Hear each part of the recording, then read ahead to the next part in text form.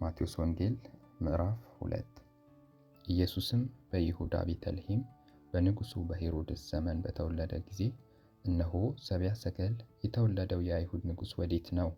ኮከቡን በምሥራቅ አይተን ልንሰግድለት መጥተናልና እያሉ ከምሥራቅ ወደ ኢየሩሳሌም መጡ።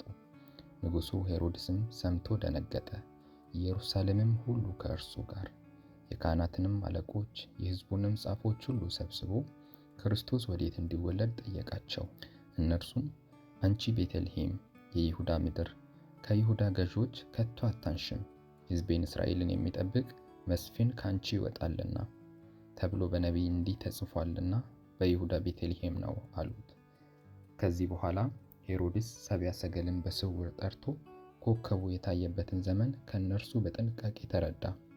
ወደ ቤተልሔምም እነርሱን ሰዶ ሂዱ፣ ስለ ሕፃኑ በጥንቃቄ መርምሩ፣ ባገኛችሁትም ጊዜ እኔ ደግሞ መጥቼ እንድሰግድለት ንገሩኝ አላቸው።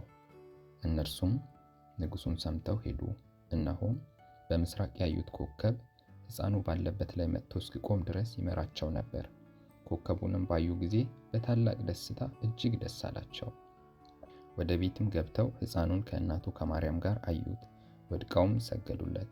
ሳጥኖቻቸውንም ከፍተው እጅ መንሻ ወርቅና ዕጣን ከርቤም አቀረቡለት። ወደ ሄሮድስም እንዳይመለሱ በሕልም ተረድተው በሌላ መንገድ ወደ አገራቸው ሄዱ። እነርሱም ከሄዱ በኋላ እነሆ የጌታ መልአክ በሕልም ለዮሴፍ ታይቶ ሄሮድስ ሕፃኑን ሊገድለው ይፈልገዋልና ተነሳ፣ ሕፃኑንና እናቱን ይዘህ ወደ ግብፅ ሽሽ፣ እስኪነግርህም ድረስ በዚያ ተቀመጥ አለው። እርሱም ተነስቶ ሕፃኑንና እናቱን በሌሊት ያዘና ከጌታ ዘንድ በነቢይ ልጄን ከግብፅ ጠራሁት የተባለው እንዲፈጸም ወደ ግብፅ ሄደ። ሄሮድስም እስኪሞት ድረስ በዚያ ኖረ።